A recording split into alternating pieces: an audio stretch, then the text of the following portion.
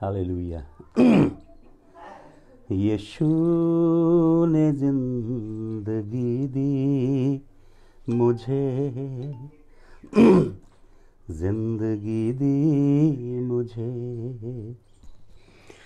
जिंदगी दी मुझे,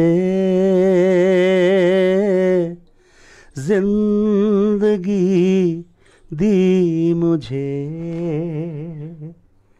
आओ मिल गाएं सना, आओ मिल गाएं सना, आओ मिल गाएं सना, आओ मिल गाएं सना।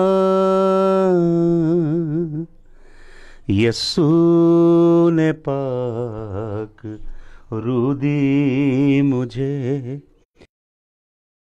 रूह दी मुझे।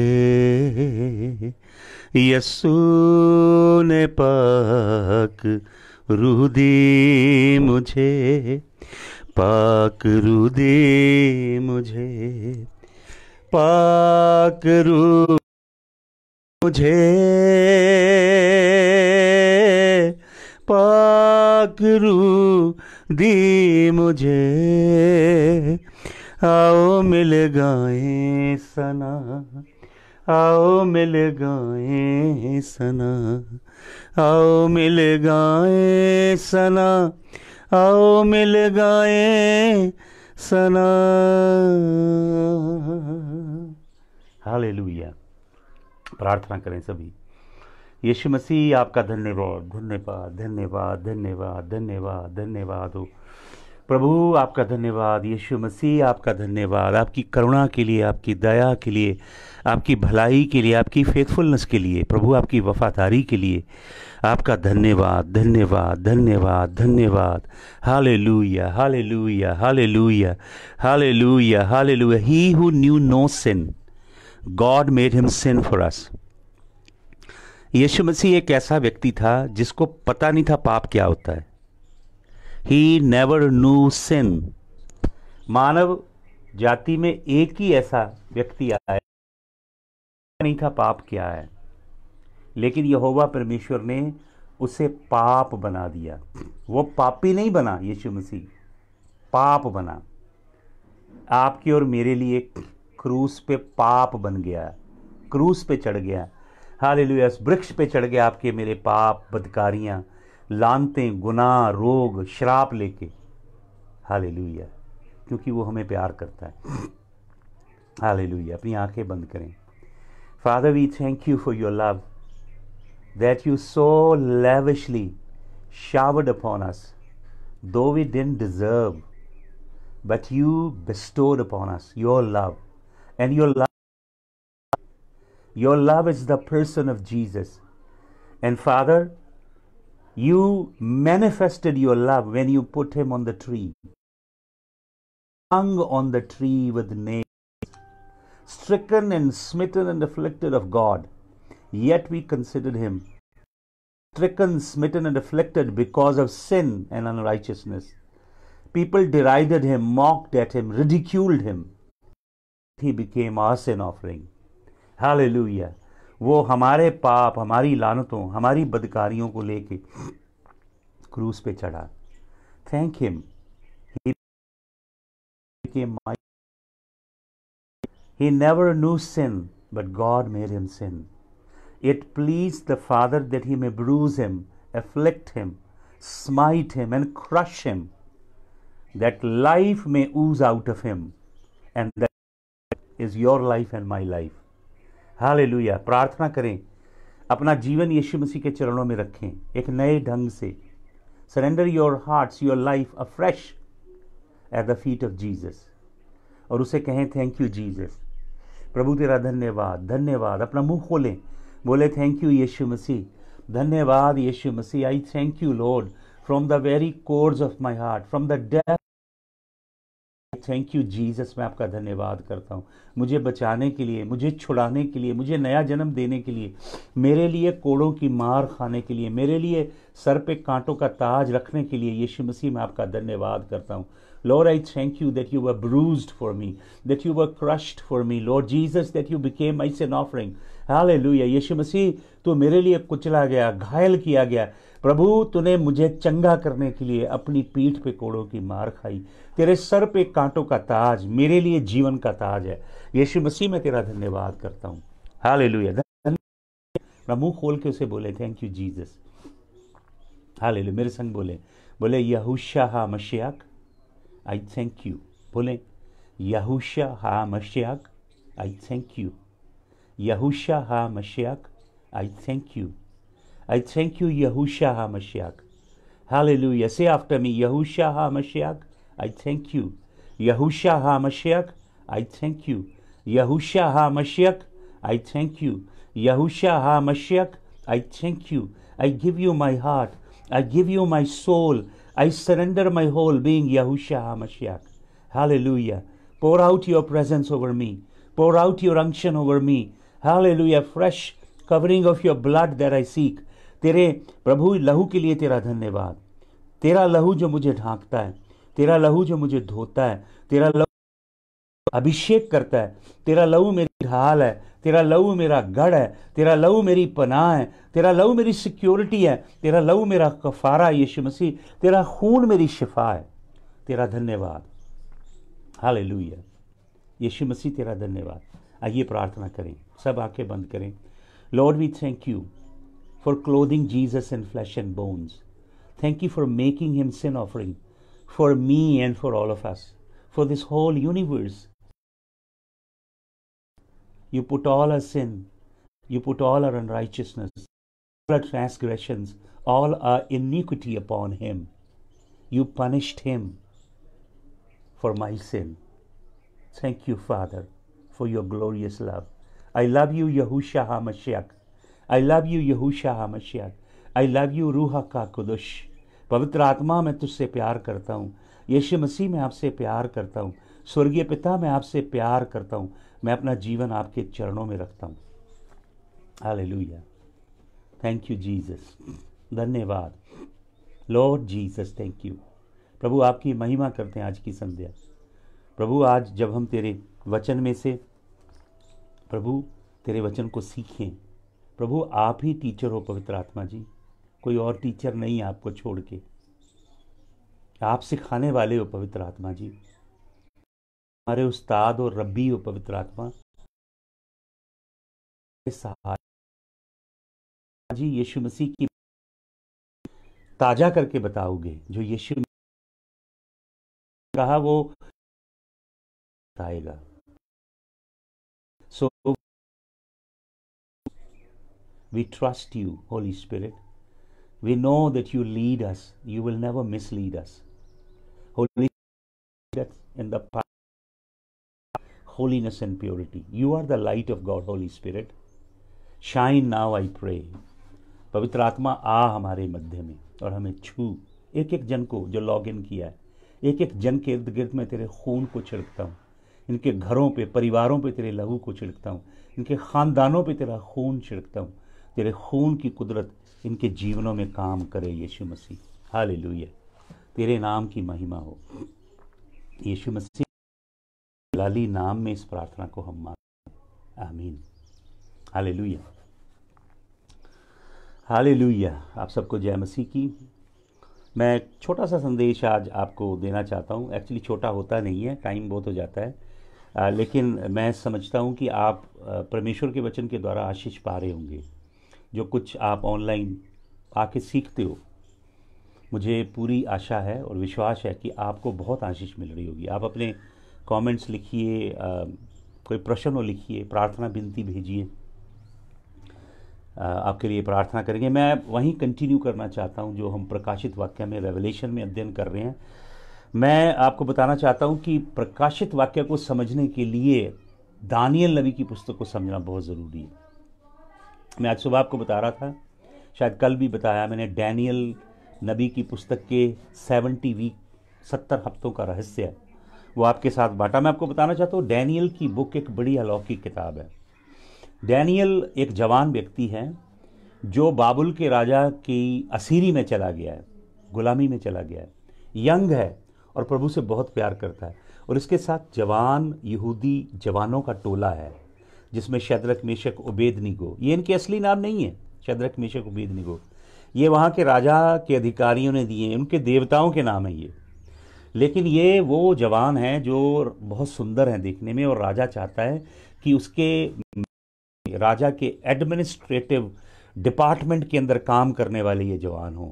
तो राजा इन जवानों को ऑफर देता है कि जो राजा खाना खाता है वो खाना ये जवान खाएं। लेकिन उस समय राजा लोग जो खाना खाते थे वो उनके देवताओं को पहले चढ़ाया जाता था, और वो दूषित खाना होता था। डैनियल के साथियों को ये बात मालूम थी, तो उन्होंने राजा के उस अधिकारी को, जिसकी जिम्मेदारी थी कि उनके खाने पीने रहने की व्यवस्था करे, उनसे विनती की कि हम ये खाना नहीं खाना चाहते।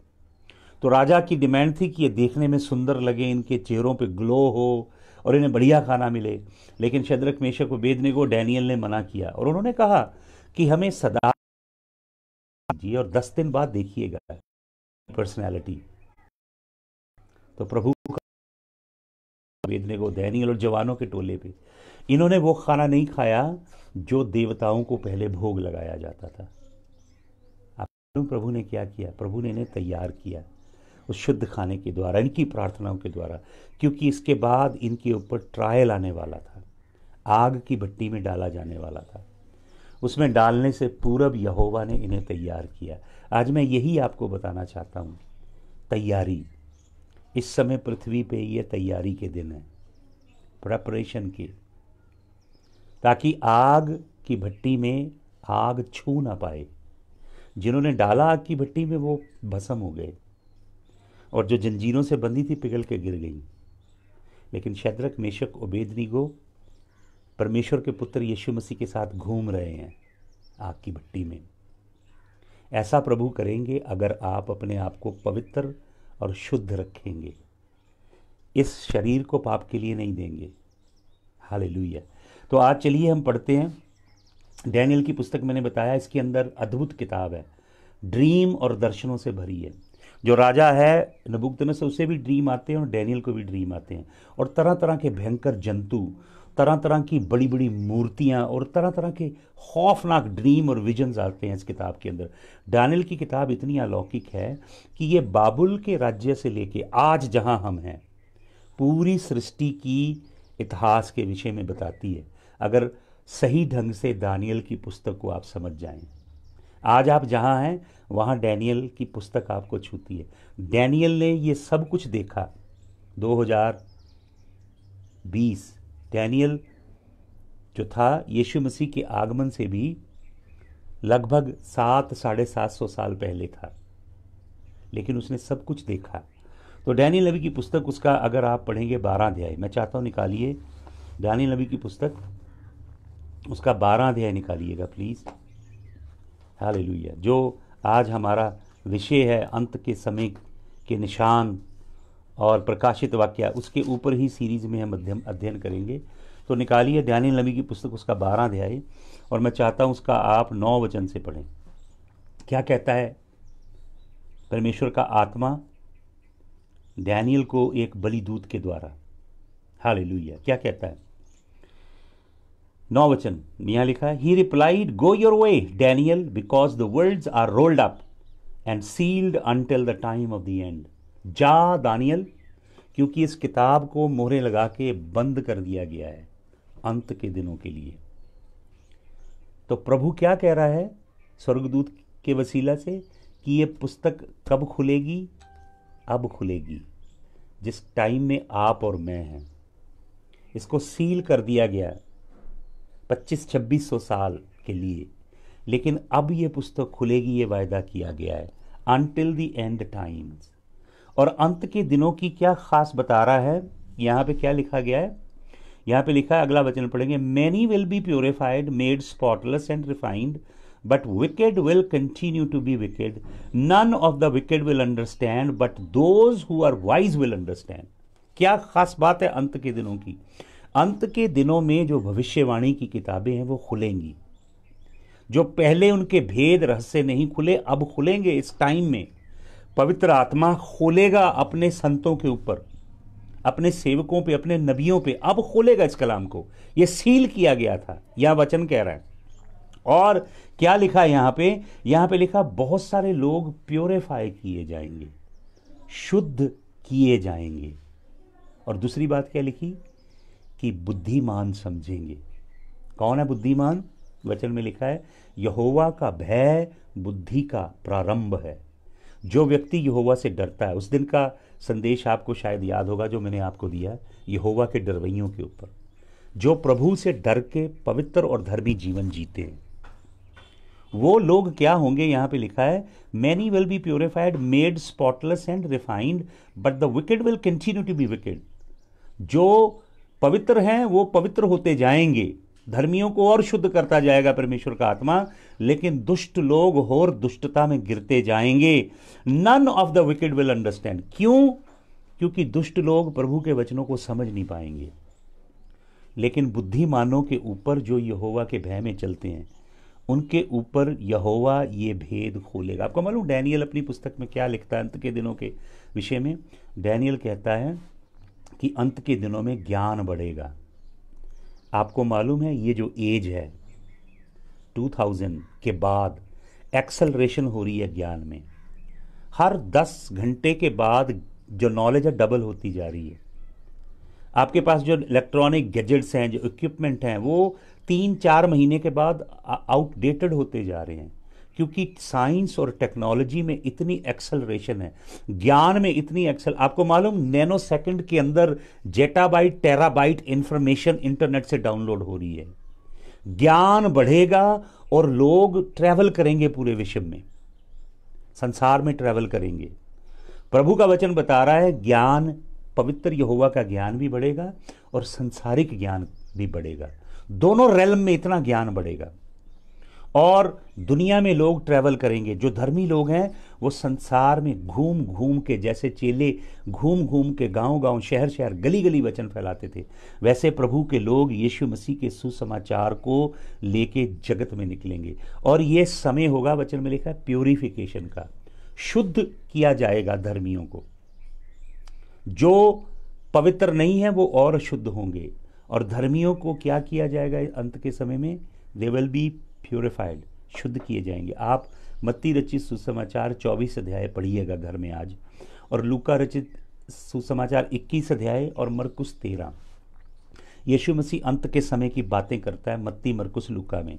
मत्ती 24, लूका 21 और मरकुस 13 में। तो ये यहाँ पे प्रभु क्या बताता है? प्रभु बताता है इन अंत के दिनों के निशान। मैंने आपको 4-5 रोज पहले बताया है मत्ती 24 में यीशु मसीह क्या क्या बातें करते हैं। 7 अलग अलग निशान जो प्रकट हो रहे हैं वो मैंने आपको बताए, आप देख सकते हैं, फेसबुक पे वीडियो है वो। तो एक वचन मैं चाहता हूं आप और पढ़ लें, दानियल नबी की पुस्तक में से ही इसका 11 अध्याय निकालें, दानियल 11, और इसका 35 वचन पढ़िएगा। दानियल नबी की पुस्तक 11 अध्याय, इसका 35 वचन मैं आपके लिए पढ़ता हूं। दानियल 11 का 35, 11:35, 11 का 35। क्या लिखा है यहाँ पे?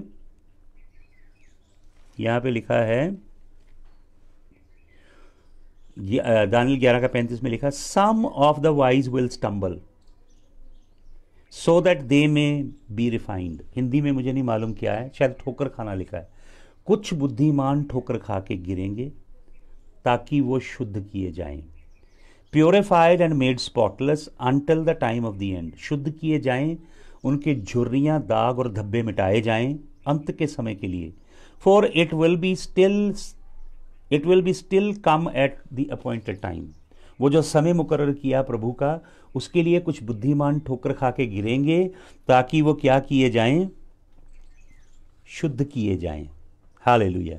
यहाँ पे जो हिब्रू वर्ड है वो बताता है जिनको अंडरस्टैंडिंग है, समझ है, वो गिरेंगे, स्टम्बल करेंगे ताकि वो शुद्ध किए जाएं। उसके लिए जो असली मतलब है, असली जो हिब्रू भाषा में शब्द है, उसका मतलब है उनके वस्त्र उज्जवल कर दिए जाएं, उनके जो कपड़े पोशाक हैं सफ़ेद कर दिए जाएं, झुर्री, दाग, धब्बे हटा दिए जाएं। और ये सब कब होगा? अब, इस समय अभी क्या आएगा? धुलाई होगी। सुन लीजिए मेरी बात, वचन में लिखा है वो धोबी के साबुन की नहीं है, और सोनार की आग की नाई। Like the fire of the goldsmith he will purge you, and like the fuller soap he will cleanse you. धोबी का साबुन बाहर से धोएगा, सोनार की आग अंदर से शुद्ध करेगी। ये काम इन अंत के दिनों में यहोवा करेगा। आप पढ़ लीजिएगा दानियल नबी की पुस्तक 11 अध्याय के 35 से 45 वचन तक पढ़ लीजिएगा आप, वहां पे इन अंत के समय की बात की गई है। असली जो शब्द दानियल लिखता है 11:35 में, परमेश्वर ट्राई करेगा, आपको रिफाइन करेगा, आग की भट्टी में डालेगा। किस लिए? जो हिब्रू वर्ड उसका मतलब ताकि आप मेल्ट हो जाए, मेल्ट स्मेल्ट, आपको पिघला दिया जाए। हिब्रू में ये शब्द है, ताकि जैसे सोना भट्टी में डाल के पिघलाया जाता है, जो उसके अंदर गंध होता है, मिट्टी होती है, अलग धातें होती है, वो सब पिघल के निकल जाती हैं। तो आपको ट्राई किया जाए, आग में से निकाला जाए। क्या कहता है पहला पत्रस 1 अध्याय का 7 वचन? पहला पत्रस 1 अध्याय का 7 वचन पढ़िएगा, वहाँ लिखा है कि जो आग का भट्टी में से तुम गुजर रहे हो, ये तुम्हारे विश्वास को परख के शुद्ध कर रही है, ताकि तुम्हारा विश्वास कुंदन सोने से भी कीमती हो जाए। आपको मालूम आपके पास सबसे कीमती चीज क्या है? विश्वास। कुंदन सोने से ज्यादा कीमती, जो कब बनता है? जब आपको आग की भट्टी में ताया जाता है। अब मैं आपको एक वचन दूंगा, पढ़िएगा, उत्पत्ति की पुस्तक 22 अध्याय का पहला वचन, Genesis chapter number 22 verse number 1। It is a very profound scripture. Here the scripture से, देन गॉड टेम्प्टेड इब्राहिम, परमेश्वर ने इब्राहिम को अजमाया। इंग्लिश में लिखा टेम्प्टेड, परीक्षा ली, टेम्प्ट किया। अब देखिए यकूब की पत्री 1 अध्याय के 13 वचन में लिखा है, यहोवा किसी को टेम्प्ट नहीं करता, अजमाता नहीं। टेम्प्ट करने का मतलब किसी को सिड्यूस करना, अलूर करना, कुछ करने के लिए विवश करना। तो हिब्रू में यहां पे जो वर्ड है वो है नौशा, हिब्रू वर्ड नौशा। यहोवा ने इब्राहिम की परीक्षा ली, हिब्रू वर्ड है नौशा। वो है लेक्सिकन में, हिब्रू लेक्सिकन H5254, देख सकते हैं आप इसको। इस नौशा वर्ड का मतलब क्या होता है? To test, to prove, to gauge, to fathom, to discover what is inside. Hallelujah. आपको मालूम इसका असली मतलब क्या है? जैसे किसी चीज के ऊपर प्रेशर डाला जाए कि वो प्रेशर के अंदर उसमें से क्या निकलता है। जब फुल प्रेशर डाला जाए तो प्रेशर के बाद उसमें क्या निकलता है। आपको मालूम इब्राहिम को परमेश्वर ने वायदा किया है।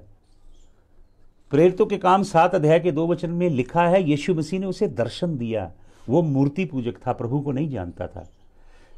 प्रेरितों के काम 7 के 2 में लिखा है। यीशु मसीह यूहन्ना रचित सुसमाचार 8 अध्याय के 55-56 वचन में कहते हैं, तुम्हारे पिता इब्राहिम ने मुझे देखने की कामना की और उसने मुझे देखा।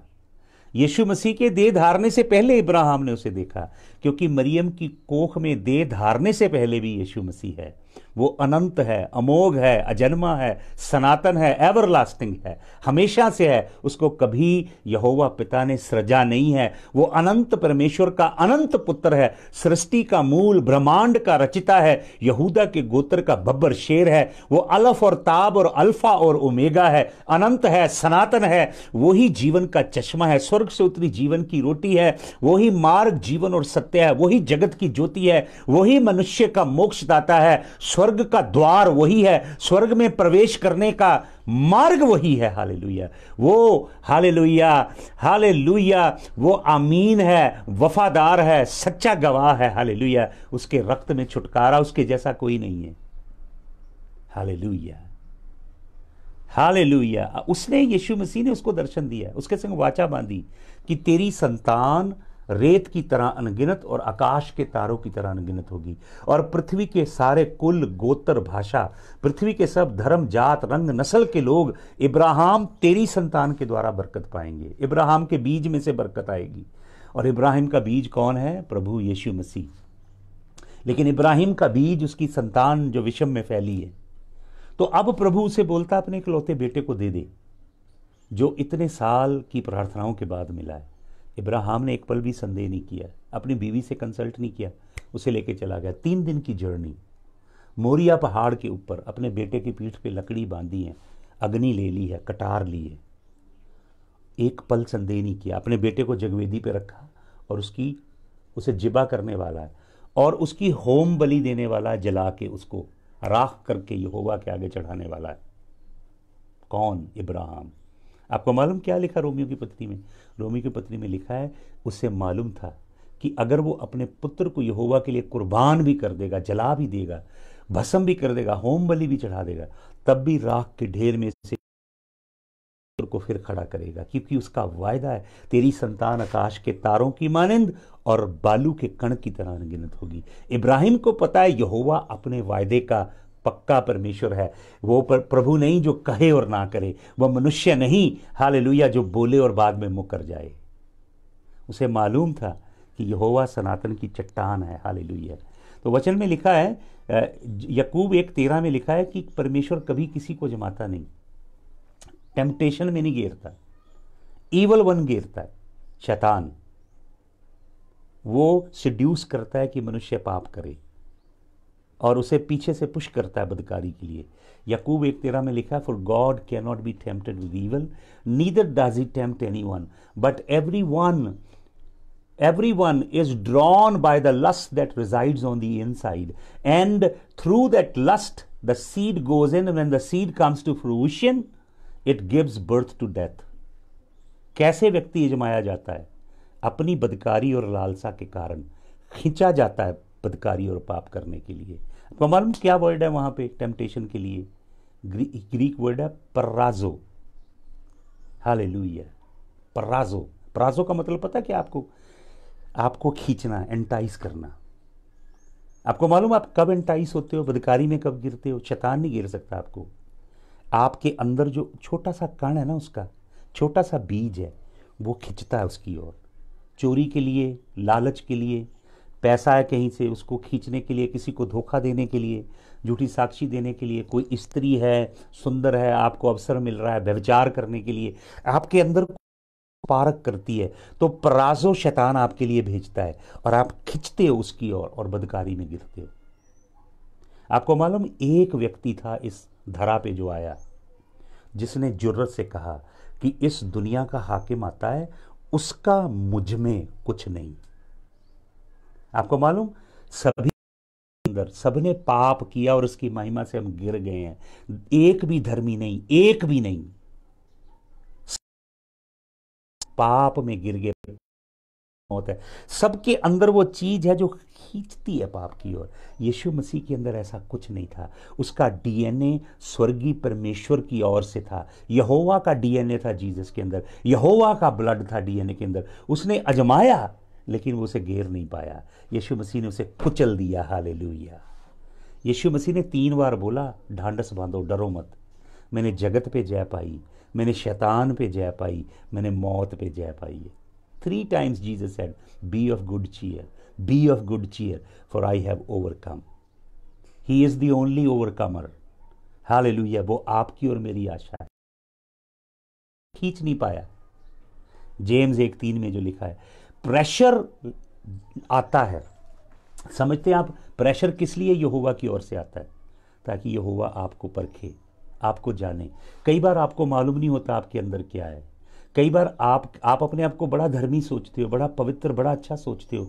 जो आपने, अगर मैं बोलूं कि आप अपने आप को प्रोफाइल करो, अपने बारे में लिखो बढ़िया बढ़िया बातें, तो जैसे मोटिवेशनल प्रीचर अमेरिका में प्रीच करते हैं ना, I am beautiful, I am anointed, I am blessed, I have the favour of God, I can do all things in Christ Jesus, I am going to be successful, all things are coming towards me, money is coming, ऐसी सी बातें बोलती है ना सारी।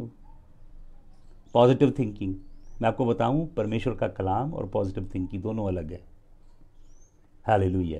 ये संसारी positive thinking भी है। मैं आपको परमेश्वर के वचन से जुड़ने की बात बोल रहा हूं। हालेलुया। परमेश्वर के कलाम के संग जुड़ने की बात। तो प्रेशर जब आता है, तो प्रेशर में आपको पता लगता है, आपके अंदर से कुछ निकल आता है। आप सोचते हो आप बहुत धर्मी हो, बड़े अच्छे हो, लेकिन जब प्रेशर आता है तो आपके अंदर से निकलता है कुछ, एंगर, जैसे बिटरनेस, जैसे लस्ट, जैसे किसी का बुरा करने की कामना, प्रेशर में निकलती है। जब प्रेशर, पराजो वर्ड ये है, प्रेशर, हालेलुया। आपको मालूम प्रेशर क्या होता है? प्रेशर यीशु मसीह को मालूम क्या होता है। गत्समनी के बाग में इतना प्रेशर था, हाइड्रोथर्मोसिस बोलते हैं डॉक्टर लोग उसे। एक ऐसी चीज़ घटती है, मेंटल और इमोशनल डिजीज़ है, जब आपकी जो स्किन के नीचे ब्लड कैपिलरीज हैं उनके अंदर खून होता है, आपको दिखाई देती ब्लू रंग की, हरे रंग की कैपिलरीज, इसके अंदर ब्लड होता है। तो जब आप इतनी वेदना में जाते हो, अथाह वेदना में, आप मेंटली ऐसी एग्नी में, ग्रीक वर्ड है वहां पे अगोनिया, एग्नी, एक्स क्रूशे। आपको मालूम क्रूस वर्ड कहां से निकला है? एक्स क्रूशे, इतनी ज्यादा वेदना और पेन से। स्टोरोस वर्ड है ग्रीक भाषा का। एक्सक्रूशे बाइबल में से निकला, यीशु मसीह की पीड़ा में से, एक्सक्रूशिएटिंग पेन। जब आप उस प्रेशर में जाते हो तो आपकी ब्लड कैपिलरी फट जाती हैं, इनमें से लहू टपकने लगता है, खून पसीने के साथ मिलकर भूमि पे गिरता है। यीशु मसीह का खून पसीना भूमि पे गिर रहे थे, एक्सट्रीम प्रेशर था। उस प्याले में भाई और बहनों दंड था, लानतें थी, बदकारी थी, पाप थे, पनिशमेंट थी आपकी और मेरी, आपके और मेरे श्राप थे उस कटोरे में। उस कटोरे को देखा प्रभु ने। प्रभु इतनी वेदना में था, हाइड्रोथर्मोसिस मैंने बोला, वो लहू और पसीना भूमि पे गिर रहे थे। आपको मालूम गत्समनी का मतलब क्या होता है? जहां यीशु मसीह प्रार्थना कर रहे थे उस जगह को बोला जाता है गाथ शमानीम, हिब्रू में गाथ शमानीम, दो शब्द, जिसका मतलब होता है जहां पे ऑलिव पीसे जाते हैं। ऑलिव को बेलने में, जैसे गन्ने का जूस निकलता है, ऐसे जगह होती है वहां पे ऑलिव को डाला जाता है, थ्रेश किया जाता है, उनमें से तेल निकलता है। एक्सट्रीम प्रेशर, एगोनिया, प्राजो, आपको अजमाया जाएगा, आग की भट्टी में से निकाला जाएगा, परखा जाएगा कि आपके अंदर क्या है। किस लिए प्रभु ये काम करता है मालूम आपको? किस लिए प्रभु ये काम करता है? ताकि हमें शुद्ध करे। हालेलुया। तो वचन में क्या लिखा है? ये बढ़िया बात है कि प्रभु हमारे संग ऐसा करे और वो गंदगी हमारे अंदर से निकल आए, बजाय इसके कि वो हमारे अंदर ही बनी रहे और हम नाश हो जाएं। तो वचन में लिखा, under those who are of understanding shall fall. मैंने आपको वो वचन दिया डैनियल नबी की पुस्तक में से 11:35 में से, जिनको अंडरस्टैंडिंग होगी वो गिर जाएंगे। किस लिए? ताकि उनकी रिफाइनिंग हो। अब मैं आपको बताना चाहता हूं क्यों वो गिरेंगे। गिरने के लिए हिब्रू वर्ड है खशोल। खशोल हिब्रू वर्ड है। खशोल का मतलब होता है टखना, जिसे पंजाबी में गिट्टा बोलते हैं, अंग्रेजी में बोलते हैं एंकल। एंकल जिसे मोचाना बोल देते हैं ना, मोच, एंकल घूम जाएगा। जब वो घूम जाएगा प्रॉपरली चल नहीं पाओगे, अक्वर्ड होगी आपकी चाल, आप गिरेंगे। वचन में जो वर्ड है खशोल, मतलब वो गिरेंगे, स्टंबल होंगे, अपनी टांगों में कमजोर हो जाएंगे, कमजोरी उन्हें महसूस होगी, स्टंबल करेंगे। आपको मालूम लोग स्टंबल क्यों करते हैं, ठोकर क्यों खाते हैं? क्योंकि यीशु मसीह स्टंबल करने वाला पत्थर है। पहला पतरस 2:8 में लिखा है, he is a stone of offence. Yeshu Masih से ठोकर अक्सर लोग खाते हैं। आपको मालूम क्यों खाते हैं? यीशु मसीह ज्योति है, in him there is no darkness at all. Jesus is absolutely the embodiment of truth. when that light, impeccably glorious light, and when that infinite flawless truth of God intercept human life, तो पाप के अंदर जो व्यक्ति है उसे ठोकर आ जाती है, ऑफेंड होता है व्यक्ति। बड़े लोग ऑफेंड हो जाते हैं। आपको मालूम ईसाई लोग तो हल्की सी बात से ऑफेंड होते हैं, क्योंकि आपके अंदर कोई चीज है जिसको वो ठोकर मार रही है और आप ऑफेंड हो रहे हो। आपको मालूम वो क्या है? वो ईगो है आपकी, हिडन इश्यूज हैं आपके जीवन के अंदर। वो चट्टान है ऑफेंस की, स्टम्बलिंग ब्लॉक है। आपको मालूम क्या लिखा है यूहन्ना की पत्री में? वहां लिखा, the light shines in the darkness but the darkness never comprehended the light. कुछ ट्रांसलेशन में लिखा, डार्कनेस नेवर एक्सेप्टेड और डार्कनेस नेवर एम्ब्रेस्ड। वहां पे बड़े प्रोफाउंड वर्ड हैं जो जॉन ने लिखे हैं। द लाइट शाइन्स, उसके लिए ग्रीक वर्ड है फोटोमसास। फोटोमसास वो वर्ड है जहाँ से अंग्रेजी का वर्ड निकलता है फोटोग्राफी। वो कैमरे होते थे ना पुराने, ऐसे बटन दबाओगे ऊपर उसके फ्लैश लगी है, दबाओगे फ्लैश ऐसे चेहरे पे गिरेगी, जिसके चेहरे पे गिरेगी उसकी इमेज अंदर कैप्चर हो जाएगी। तो लाइट क्या करती है? फोटो मसाज कर रही है, चमक रही है। और ये लाइट क्या है भाई और बहनों? ये जीसस है, जीसस का कलाम है। ये जो वचन मैं बोल रहा हूँ ना, ये फोटो मसाज कर रहा है। कहाँ कर रहा है? डार्कनेस में। आपको मालूम ये कौन सी डार्कनेस है? ये कॉस्मिक डार्कनेस नहीं है, उसके लिए एक ग्रीक वर्ड है Scotia. This darkness is the fallen nature of man, depraved fallen nature of man, sin that lurks inside man, the evil that is in man. When flawless, holy, pure, sinless Jesus walks, बंदे को ठोकर लग जाती है, ठोकर खा जाता है इंसान। क्यों? क्यों ठोकर खा जाता है? क्योंकि वो सच्चाई, वो पवित्रताई उससे बर्दाश्त नहीं होती, वो उसे कबूल नहीं करता। क्यों लोग परमेश्वर के कलाम को बदलना चाह रहे हैं? अपनी लाइफ उनकी पाप में डूबी है। वो परमेश्वर के सच्चे और जीवित कलाम को बोल रहे हैं। ये हेट लिटरेचर है। अमेरिका में, कनाडा में, ब्रिटेन में लोग इसे हेट लिटरेचर बोल रहे हैं।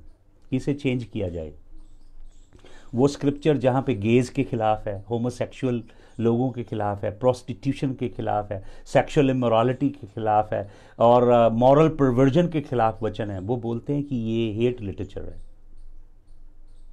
क्योंकि ये ठोकर देता है। रोशनी का सच्चा पवित्र कलाम ठोकर मारता है। आपको मालूम, बाइबल में जूइश लोगों की कई पुस्तकें हैं, बाइबल में भी ये सार है कि अंधे व्यक्ति के आगे ठोकर वाली चीज मत रखना, कहीं वो ठोकर खा के गिरे ना। हालेलुया। लोग ट्रिप होते हैं यीशु मसीह पे, ट्रिप कर जाते हैं, कई लोग ठोकर खा जाते हैं क्योंकि उनसे बर्दाश्त नहीं होता। हालेलुया। प्रेशर में बहुत से लोग, आज आप देख रहे हैं संसार में कई लोग सुइसाइड कर रहे हैं। अमेरिका में अलार्मिंग रेट पे यूथ सुइसाइड कर रही है।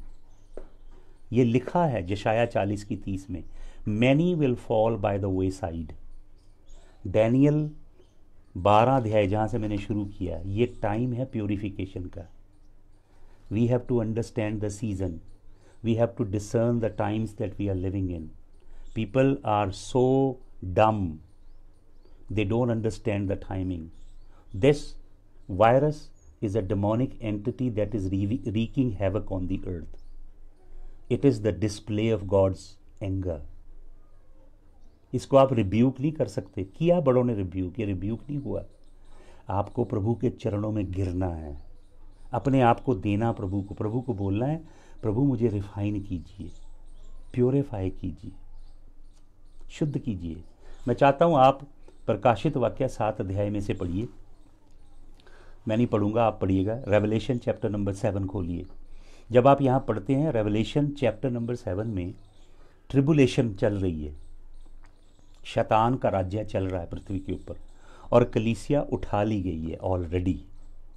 ट्रिबुलेशन पृथ्वी पे चल रही है। और यहाँ पे पहले सेक्शन में, 7 अध्याय के पहले सेक्शन में परमेश्वर मोहर लगा रहा है। 3.5 साल, 1260 days have already passed, the other 1260 days are about to come. तो परमेश्वर एक काम कर रहा है। जवान हैं कुछ जिनके अंदर रूह काम कर रहा है, और परमेश्वर उनको सील लगा रहा है। अभी रौथ आने वाली है, बहुत गजब और बहुत बड़ी जजमेंट आने वाली पृथ्वी पे। प्रभु कहता है ये पहले नहीं आएगी, इससे पहले इनको सील कर, इनके ऊपर अलफ ताब का चिन्ह लगा। ये ऐसे बनता भाइयों ताब, जो यहोवा ने इसराइलियों को अपने घर की चौखट पे मेमने के लहू से बनाने के लिए कहा था। ताब का चिन्ह, that's the ceiling mark of the Lord. ताब का निशान, ये मोहर है जो यहोवा आप पे लगाता है। यीशु मसीह ने कहा, आई एम द अलफ एंड ताब। मैं अल्फा और ओमेगा ग्रीक में, बट हिब्रू में अलफ एंड ताब। मैं अलफ एंड ताब हूँ। प्रभु कहते हैं इनको निशान लगा, और उनको निशान लगा दिया गया।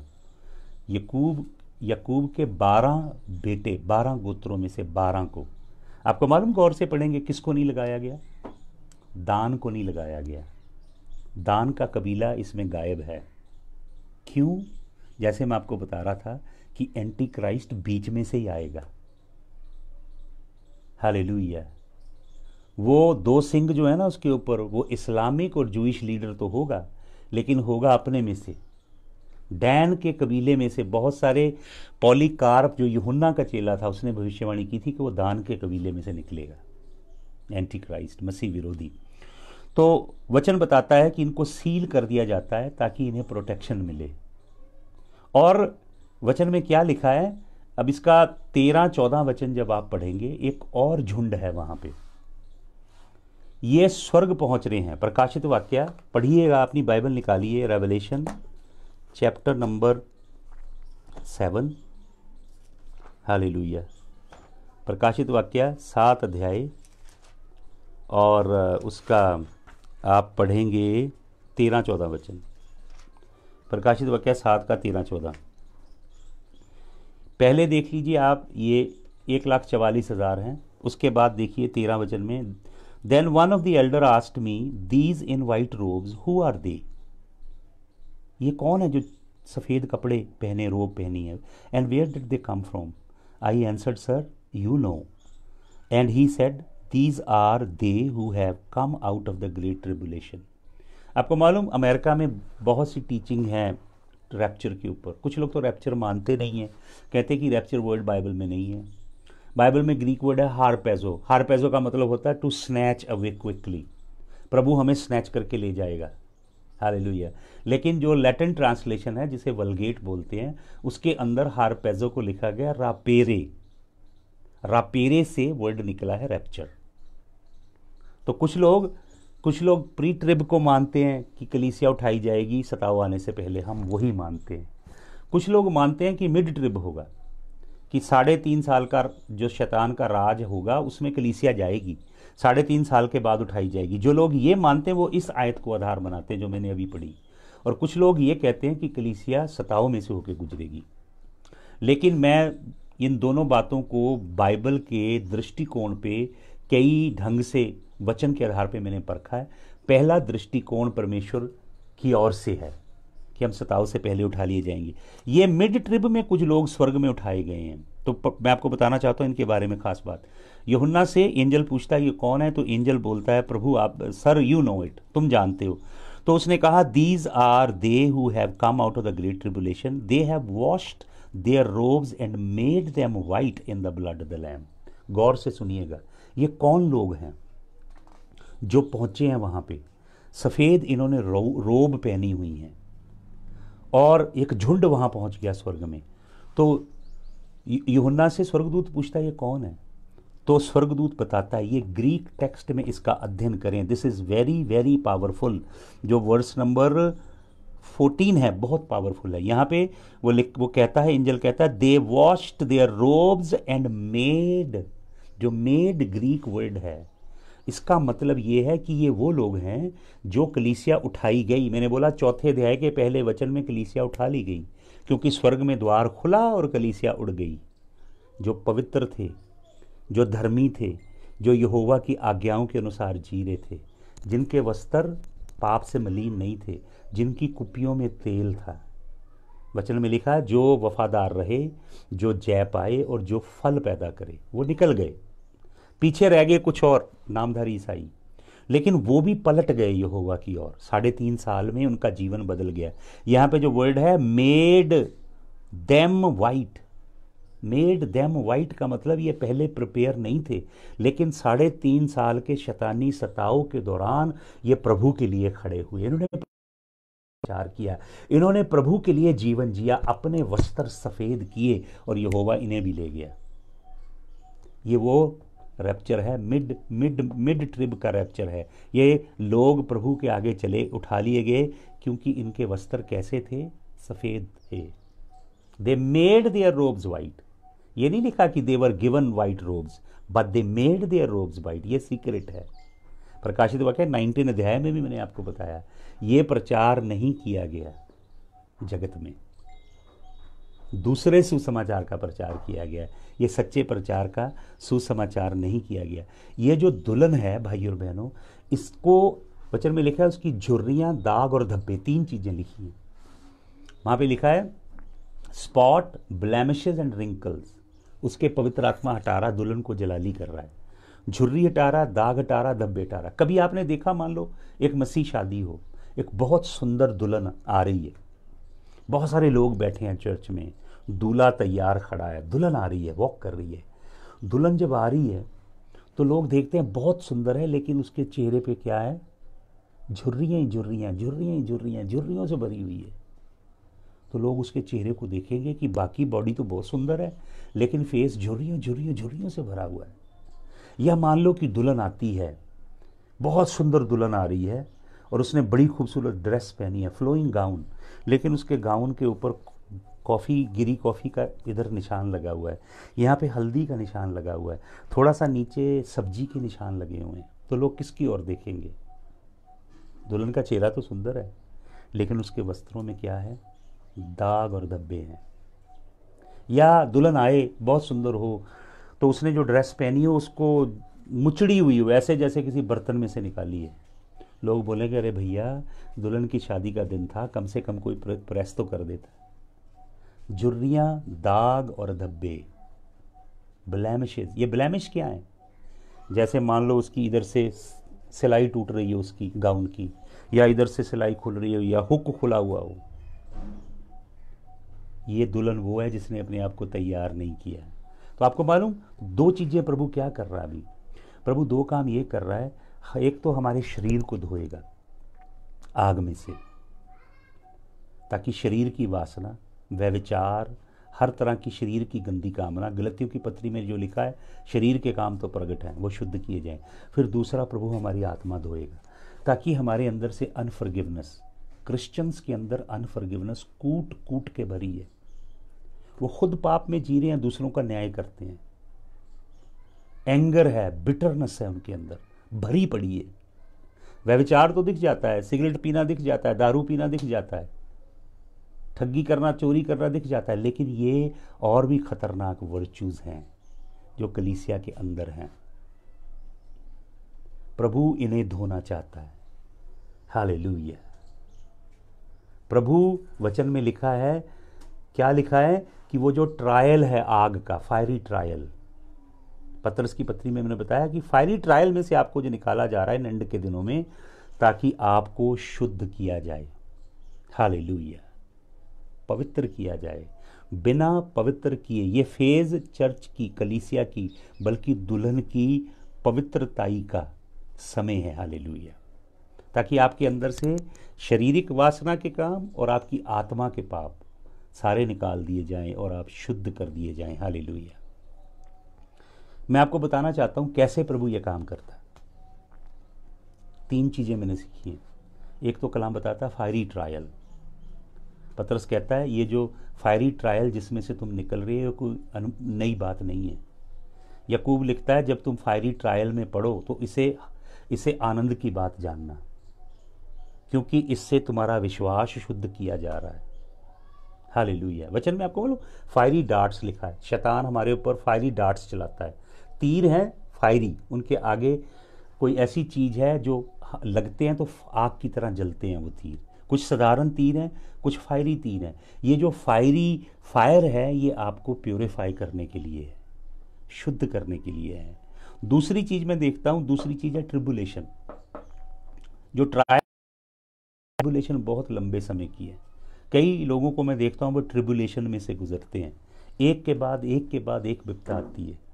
लेकिन प्रभु का मकसद क्या है? कि आपकी रोब, आपका लिबास शुद्ध किया जाए। तीसरा चीज है चेस्टाइजमेंट, जिसे हम इब्रानियों की पत्री में लिखा है चेस्टाइजमेंट। द सन दैट फादर लवेथ ही चेस्टाइजेज। जिस पुत्र से पिता प्यार करता है उसे चेस्टाइज करता है, अर्थात उसे ताड़ना देता है ताकि वो शुद्ध हो जाए। तो मैंने आपको बताया ये जो अंत के दिन है इसकी खास बात क्या लिखी है दानियल ने। दानियल 12 अध्याय में कहता है, जो मैंने सबसे पहले वचन दिया, कि जो बुद्धिमान है उन्हें समझ आएगी। फिर से पढ़ लीजिए वचन, फिर हम प्रार्थना करते हैं। दानियल नबी की पुस्तक में से जो अंत के चिन्ह, अंत के बातें दानियल नबी लिख रहा है। क्या कह रहा है दानियल नबी? 12 अध्याय के 9 से 11 वचन को पढ़िए। दानियल नबी की पुस्तक फिर से पढ़िए, 12 अध्याय उसके 9 से आप पढ़िएगा 11 वचन। हालेलुया। इज़िकियल एंड देन डैनियल, मैं पढ़ रहा हूँ आपके लिए 11 इज़िकियल, फिर 11:35 पढ़ दूंगा। इज़िकियल सॉरी डैनियल, उसका 12 अध्याय, उसका 9 वचन मैं पढ़ रहा हूँ आपके लिए। ही रिप्लाइड, एंजल कहता है, गो योर वे, अपने मार्ग पे जा Daniel, because the words are rolled up and sealed until the end time. अंत के दिनों के लिए ये किताबें बंद थी, अब खुल रही हैं, इन्हें पवित्र आत्मा खोल रहा है। इस पुस्तक, ये जो पुस्तक है ना, इसके अंदर एक इंटीग्रेटेड मैसेज है जो टाइम एंड स्पेस से परे से आया है। इसको वही खोलता है जो टाइम एंड स्पेस से परे से आया है, अर्थात पवित्र आत्मा। हमारे अंदर से पवित्र आत्मा काम करके इन्हें खोलता। हम कोई बड़े फन्ने खां स्कॉलरली बंदे नहीं हैं, हम साधारण लोग हैं। हमारी अंदर पवित्र आत्मा काम करके इसे खोलता है। तो वचन में क्या लिखा है? वचन में लिखा है गो योर वे, क्योंकि ये पुस्तक को सील कर दिया गया एंड डेज के लिए। Many will be purified. तो क्या खास लिखता अंत के दिनों में? Daniel says many will be purified. This is the time of purification. If God is purifying you and cleansing you, then you should rest assured that you are in the plan and purpose of God. But if you continue to sin, if you live in willful sin, that means God is displeased with your life. And it could be very scary and dangerous for you to continue in sin. You can miss the coming of the Lord. And there are all chances that you can enter into tribulation and be persecuted by the demonic forces. I request you, don't plan to enter into tribulation. Tribulation is very scary. I cannot put in words the pain, the anguish, the agony that people will go through as they step into tribulation period. क्या शैतान उनका हाल करेगा, कितना बड़ा प्रकोप आएगा। तो वचन में क्या लिखा? Many will be purified, made spotless and refined. जुर्रियाँ, दाग, धब्बे उनके ख़त्म किए जाएंगे। यीशु मसीह जैसे बनेंगे, यीशु मसीह का तेज उनके चेहरों पे चमकेगा। हालेलुया। वो यीशु मसीह के स्वरूप में ढाले जाएंगे। But wicked will continue to be wicked, none of the wicked will understand. पापी नहीं समझेंगे, नामधारी ईसाई नहीं समझेंगे वचन की बातें। But those who are wise will understand, वो समझेंगे। और इन दिनों में पवित्र आत्मा क्या करेगा? उन्हें प्योरीफाई करेगा। हालेलुया। प्रेशर में से डाल के निकालेगा ताकि वो मुकम्मल और कामल चीज। हालेलुया। उन्हें प्रिपेयर कर दे, मुकम्मल कर दे और पूरी तरह से सॉलिड बन जाएं प्रभु के लिए। ये समय है भाई और बहनों, अब प्रभु के चरणों में अपने आप को ढालें, घमंड निकालें। घमंड अपने जीवन से निकालिए। अपने जीवन के गुप्त पापों को प्रभु के आगे अंगीकार कीजिए। हर तरह की बदकारी से हाथ धोइए, दीन कीजिए। मुखौटा जो पहनते हैं ना, कई बार मेकअप करते हैं आप ईसाई होने का, निकाल दीजिए उसको। जो प्रोफेशनल इज़म है ना, जो प्रोफेशनल आप चर्चगिरी करते हो, प्रोफेशनल प्रीस्टहुड पादरीपुना करते हो, उसको भी निकालो। दीन करो प्रभु के आगे अपने आप को। प्योरिफिकेशन का समय है, आग से शुद्ध करेगा, सुनार की वो। हालेलुया। प्रभु से प्यार करें। अपना धन दौलत सब ये कुछ नहीं लेके जाएंगे आप। अभी छोटे से वायरस ने बैंड बजाया दुनिया का। अभी सोचिए, अभी तो पीड़ाओं का जो प्रभु ने कहा है अपने वचन में। अपने घरानों के लिए प्रार्थना करें। परिवार में जो प्रभु से दूर है उनके लिए प्रार्थना करें प्रभु से, वो बचाए जाएं। अपने गली मोहल्ले के लिए, अपने गांव शहर के लिए प्रार्थना करें। प्रभु के लिए आत्माएं जीतें। ये घड़ी लोगों को प्रभु का वचन बताने की, प्रभु के लिए रूहें जीतने की है। प्रार्थना करें, रोगी चंगे होंगे, दुष्ट आत्माएं भागेंगी, यीशु मसीह का नाम जलाल पाएगा। कलीसिया प्योरीफाई होके निकलेगी। अब झूठे नबी, झूठे पापा डैडी, झूठे अपोस्टल, उनका बैंड बजेगा, बज रहा है। अब हम अलग दौर में पहुंच चुके हैं अब। हालेलुया। आइए अपना जीवन समर्पण करें। कल हम फिर मनन करेंगे प्रभु के वचन के ऊपर। हम प्रकाशित वाक्य, नबियों की पुस्तकें, इज़िकियल, डैनियल और हिजकियल, दानियल, यशाया, यिर्मयाह और जकरिया और प्रभु यीशु मसीह के एंड टाइम की प्रोफेसीज, प्रकाशित वाक्य, इनके ऊपर अध्ययन करेंगे और कुछ दिन उसके बाद फिर हम और जो प्रभु हमें सिखाएंगे उसके ऊपर अध्ययन करेंगे। और लोगों को बताइए, ये वीडियो भाई और बहनों शेयर कीजिएगा लोगों के साथ, अपनी फेसबुक पे वॉच पार्टी कीजिए, शेयर कीजिए, बताइए लोगों को सत्य क्या है प्रभु का। हालेलुया। आइए हम प्रार्थना करें। Lord we thank you, we love you, we love you so much. We love you not because the love originated in us. We love you with the love that you poured out in our heart. Your word says, shed abroad in our heart by the Holy Spirit. With that love, we love you, Abba. We love you, Yahushua HaMashiach. We pour our hearts at your feet. We love you, Ruach HaKadosh. एक एक जो आपका बेटा बेटी online है, इनको, इनके घरानों, इनके परिवारों को, इनकी सिटीज़, मोहल्लों के ऊपर मैं आपके लहू को छिड़कता हूँ। प्रभु हमें तैयार करें, शुद्ध करें, आग से ताएं, अपने लिए तैयार करें। Hallelujah. Those who have understanding will continue to become pure and pure and pure and pure, and God will open the books on them, give them revelation, teach them his deep things. तेरा धन्यवाद हो, तेरे नाम की महिमा हो। Hallelujah. यीशु मसीह के जलाली नाम में आमीन। सबको जय मसीह की।